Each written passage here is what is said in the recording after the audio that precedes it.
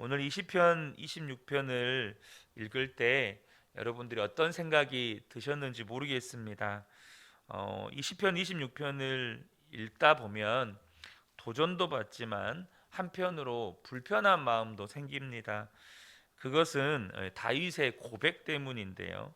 한번 다윗의 고백을 몇 가지 살펴보겠습니다. 1절을 먼저 보면 내가 나의 완전함에 행하여 싸우며 흔들리지 아니하고 주를 의지하여 싸우니 여호와여 나를 판단하소서. 내가 완전하게 행했습니다. 주님 나를 판단해 보십시오. 이 말이죠. 여호와여 나를 살피시고 시험하사 내 뜻과 내 양심을 단련하소서. 나를 살피시고 시험해 보십시오. 내 뜻과 내 양심을 단련해 주십시오. 3절에도 내가 주의 진리 중에 행하오며 라는 고백, 또 6절에 보면 여호와여 내가 무죄함으로, 12절에도 보면 내 발이 평탄한 데 섰사오니 이렇게 기록이 되어 있습니다. 간략하게 요약하면 하나님 나 잘 살았습니다.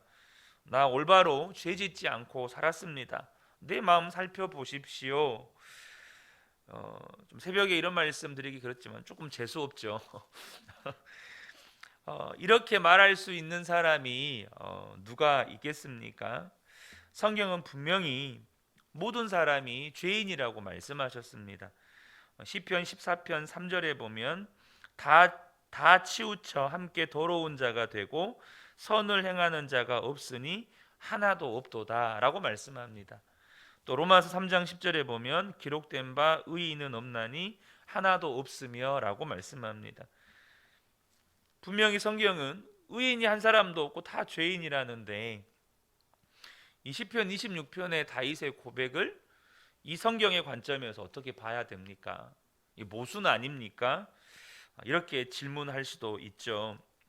시편 26편은 우리가 얼핏 읽으면 다윗이 자기가 의롭고 또 올바르게 살았다는 사실을 하나님께 선언하고 고백하는 것처럼 보여집니다. 그런데 여러분들이 면밀히 살펴보면 또 이것을 이렇게 묵상하면 이것이 다윗의 간증이라는 걸 알 수 있습니다.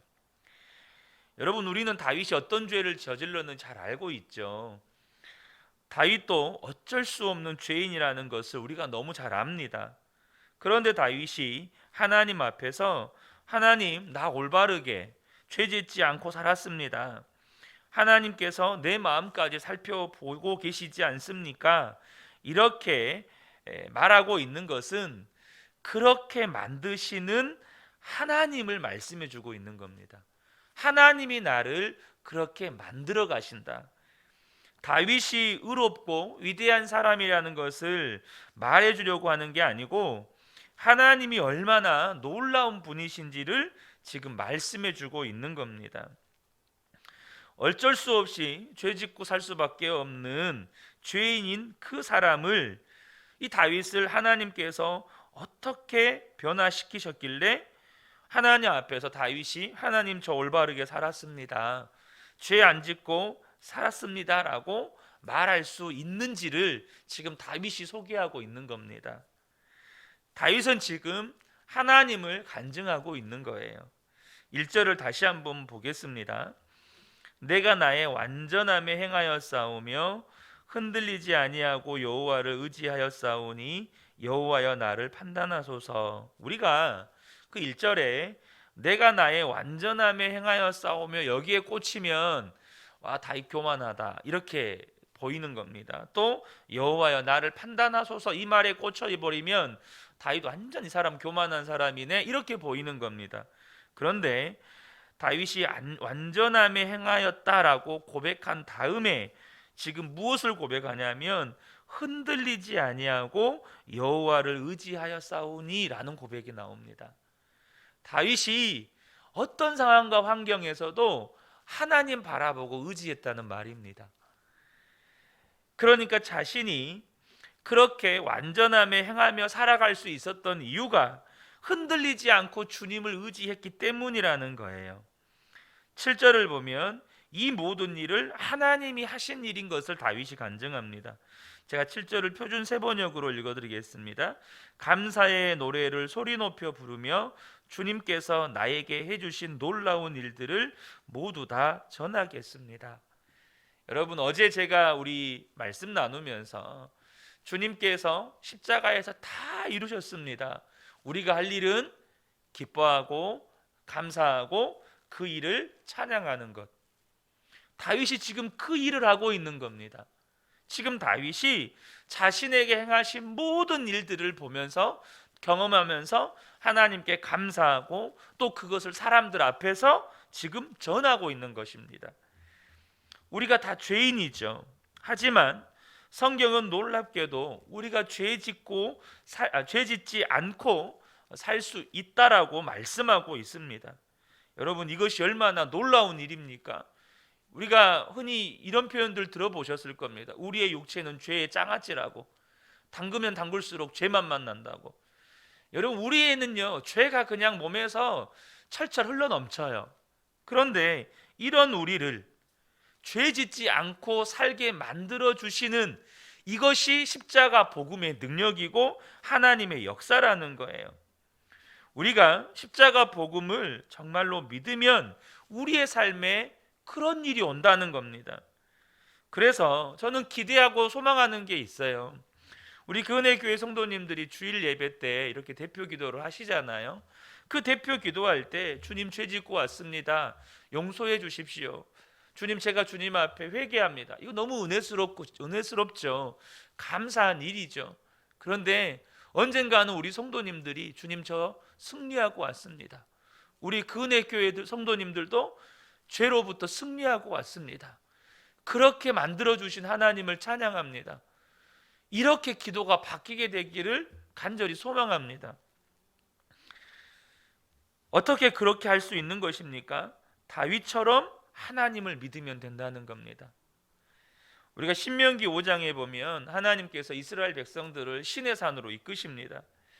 거기서 이스라엘 백성들에게 하나님을 나타내십니다. 그런데 그때 이스라엘 백성의 반응이 뭐냐면 이스라엘의 장로들과 두령들이 모세 앞으로 오잖아요. 그때 하는 반응이 뭐냐면 무서워 죽겠다는 겁니다. 두려워 죽겠다는 겁니다. 도무지 이 자리에 무서워서 못 있겠다는 겁니다. 그래서 모세에게 하는 말이 우리는 우리 거처로 돌아가겠습니다. 우리가 하나님과 대면할 일이 뭡니까? 당신이 하나님 앞에 나아가서 하나님과 대면하고 하나님이 주신 말씀 우리에게 전달해 주시는 것만으로도 우리는 만족합니다. 그때 여러분 하나님께서 그 이스라엘 백성들의 이야기를 듣고 모세에게 이렇게 말씀하세요. 신명기 5장 30절에 가서 그들에게 각기 장막으로 돌아가라 이르고, 각기 장막으로 돌아가라고 하는 거예요. 가라 그래라. 그런데 그 31절에 바로 하나님께서 모세에게 이런 말씀을 하십니다. 너는 내 곁에 서 있으라. 백성들은 다 가라 그래라. 하지만 너만은 내 곁에 서 있어라. 여러분, 하나님과 우리 관계에서요, 여러분 아셔야 돼요. 언제나 성도들은 이런 생각을 해요. 우리가 갑을 관계라고 하죠. 하나님이 갑이고 우리가 을이라고 생각을 해요. 하나님 맘대로 한다고 생각을 해요. 여러분, 성경을 보세요. 하나님이 맘대로 하시나? 여러분, 하나님이 이스라엘 백성을 거부한 게 아니고 이스라엘 백성이 하나님을 거부한 겁니다. 그리고 하나님은 그거 참으십니다. 그리고 모세에게 애걸복걸합니다. 모세야, 너만이라도 여기 내 곁에 있어라. 여러분, 이게 하나님의 마음입니다. 물론 우리가 하나님 앞에 설 때 하나님은 심판하시는 하나님으로 서시죠. 그런데 우리가 이 땅에 사는 동안에 여러분 아셔야 됩니다. 너만은 내 곁에 머물러 있어라. 늘 주님이 원하시는 거예요. 하나님의 마음이 얼마나 안타까우셨을까요? 여러분, 하나님은 이스라엘 백성들과 함께 살기 원하셨어요. 근데 이스라엘 백성은 하나님과 함께 살기 원치 않았어요. 그리고 하나님께서 하나님께 가까이 가기를 꺼려하는 이스라엘 백성들에게 모세를 통해서 출애굽기 2장 20절에 이런 말씀을 하십니다. 출애굽기 20장 20절입니다. 모세가 백성에게 이르되 두려워하지 말라. 하나님이 임하심은 너희를 시험하고 너희로 경외하여 범죄하지 않게 하려 하심이니라. 하나님이 왜 이스라엘 백성들 가운데 함께 하시냐면 하나님 경외하며 살고 죄 짓지 않고 살게 하시려고 그렇게 하신다는 거예요. 왜 하나님이 우리와 함께 하시냐면 우리가 하나님 경외하며 살고 죄 짓지 않고 살게 하시려고 성령 하나님이 우리 안에 들어오셨다는 거예요. 여러분, 하나님이 우리와 함께 하는 삶이 우리가 도저히 죄를 지을 수 없는 이유가 되는 것입니다. 우리는 다 죄인이죠. 우리의 육체가 죄에 찌들어 있습니다. 그러나 그런 우리라도 하나님이 우리와 가까이 계시는 것을 알면 하나님을 가까이 모시고 동행하며 살게 되면 죄를 지을 사람이 없다는 말입니다. 여러분, 경찰이 눈앞에 시퍼렇게 눈 뜨고 있는데 누가 죄를 지어요? 경찰만 내 앞에 있어도요, 우리는요 차 속도를 줄인다니까요. 신호를 딱 지켜요. 그런데 여러분, 하나님을 가까이 모시고 사는데 어떻게 죄를 지을 수 있느냐는 거죠. 다윗은 이것을 정확하게 이해하고 믿었습니다. 다윗에게도 여러분 구약 성경이 있었잖아요. 다윗에게 하나님은 저 높이 먼 곳에 계시는 하나님이 아니고 지금 내 앞에 계시는 하나님이었어요. 우리가 시편 16편을 나누었었죠. 8절에 내가 여호와를 항상 내 앞에 모시며 그가 나의 오른쪽에 계심으로 내가 흔들리지 아니하리로다. 항상 다윗은 자기 눈앞에 하나님을 모시고 살았어요. 그것이 하나님을 기쁘시게 하고 하나님이 원하시는 것이었죠. 오늘 본문 2절에도 제가 표준 세번역으로 읽겠습니다. 주님 나를 샅샅이 살펴보시고 시험하여 보십시오. 나의 속 깊은 곳과 마음을 달구어 보십시오. 이 말이 뭔 말이냐면 다윗은 자기 마음을 하나님께 다 열어 보이고 싶었다는 것입니다. 그것이 진짜 하나님을 믿는 것이라고 그는 믿었어요. 내 마음을 하나님께 다 열어 보여주는 것.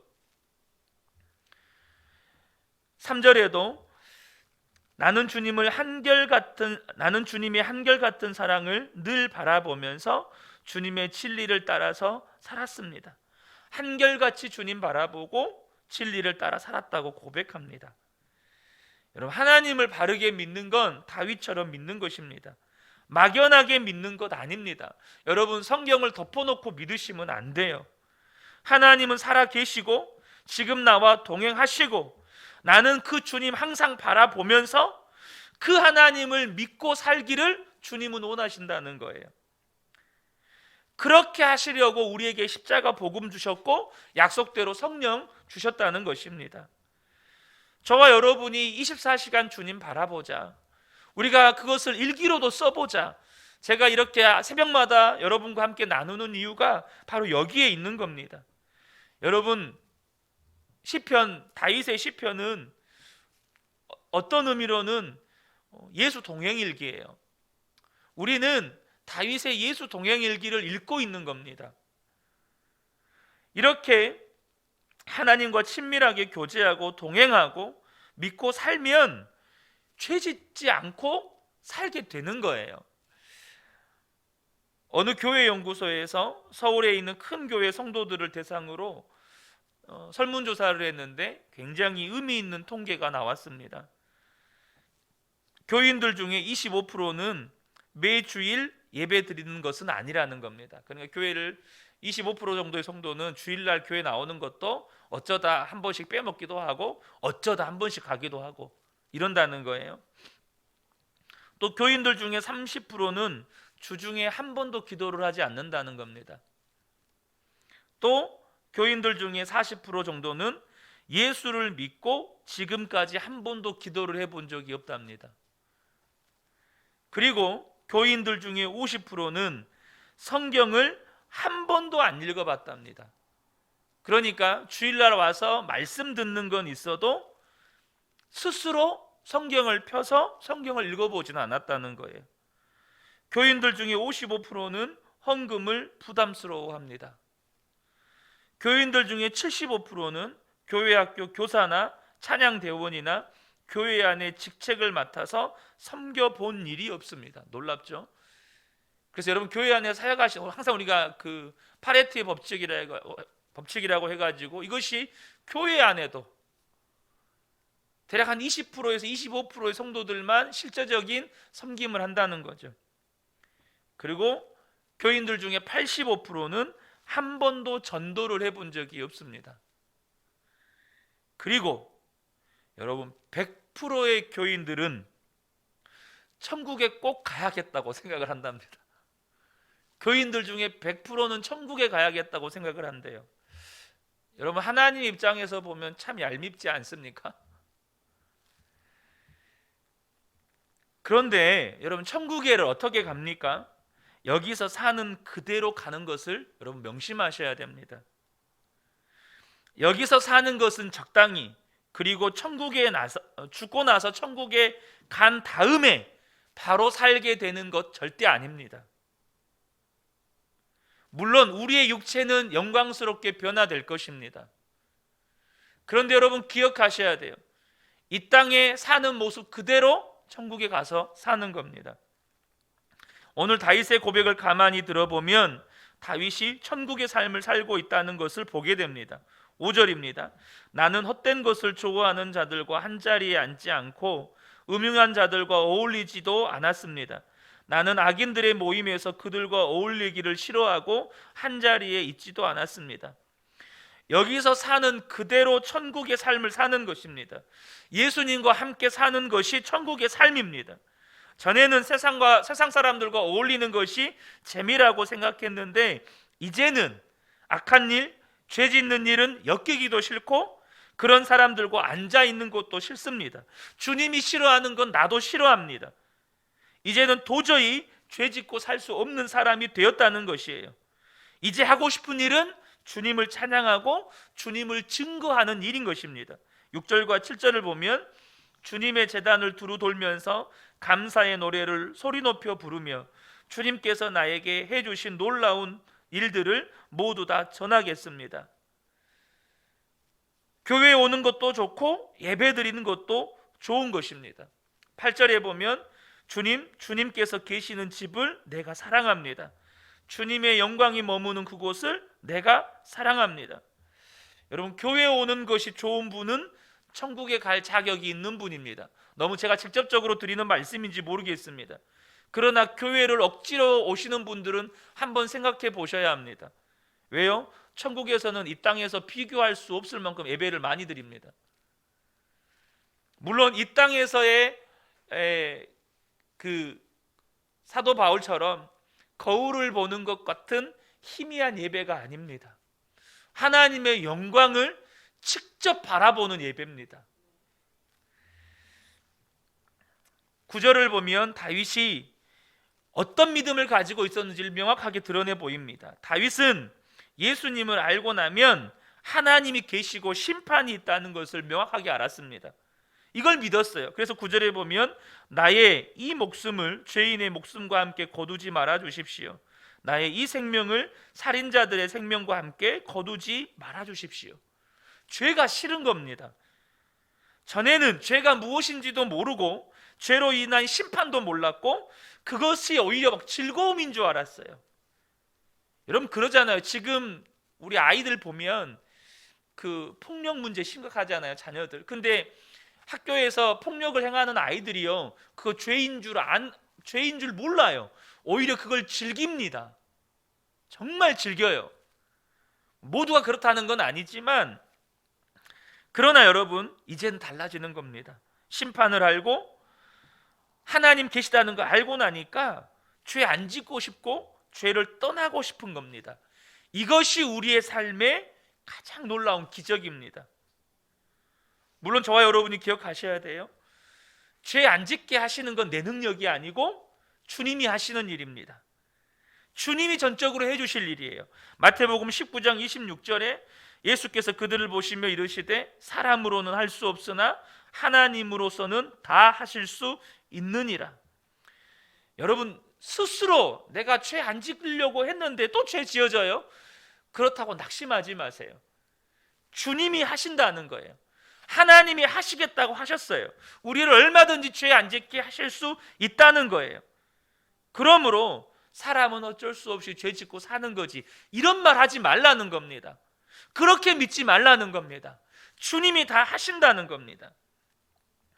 영국의 신문 기자였던 헨리 스탠리라고 하는 이 신문 기자는 철저한 무신론자였습니다. 그가 1871년에 선교사였던 리빙스턴이 아프리카로 가서 몇 년 동안 연락이 두절되자 자기가 신문 기자로서 특정 보도를 하기 위해 그 욕심으로 아프리카를 가게 됩니다. 아프리카 가서 리빙스턴을 찾아 헤매다가 결국에는 만납니다. 리빙스턴이 살아있다는 것을 확인한 거죠. 그리고 10개월을 리빙스턴과 같이 지냅니다. 그래야 뭐 보도할 기사거리가 나오지 않겠습니까? 그런데 이 10개월 동안 신문 기자가 완전히 바뀝니다. 당시 이렇게 썼습니다. 당신은 런던에서 가장 유명한 무신론자로서 편견을 갖고 아프리카로 들어갔습니다. 그러나 그곳에서 리빙스턴과 10개월을 지내면서 나 자신을 향한 반성의 시간을 갖게 되었습니다. 처음에는 이 고독한 노인을 보고 스스로에게 질문해 보았습니다. 도대체 이분은 왜 여기에 와서 저 고생을 하고 있는 거야? 정신이 나간 건가? 아니라면 무엇이 저를 저렇게 감동시키고 있는 거야? 시간이 지나면서 나는 그분이 성경에 기록된 말씀대로 사는 것을 보고 깜짝 놀랐습니다. 모든 것을 버리고 나를 따르라 라는 말씀을 그대로 실천하고 있었습니다. 리빙스턴과 함께 지내면서 다른 사람을 향한 긍휼의 마음이 나에게도 조금씩 전이 되었고 내 안에도 같은 동정의 마음이 일어났습니다. 그의 경건한 자세와 온유함과 열정과 성실을 보면서 나는 결국 그 때문에 회심하게 되었습니다. 그는 나에게 회개하라고 말하거나 강요하지 않았습니다. 나를 회심시킨 것은 리빙스턴의 설교가 아닌 삶이었습니다.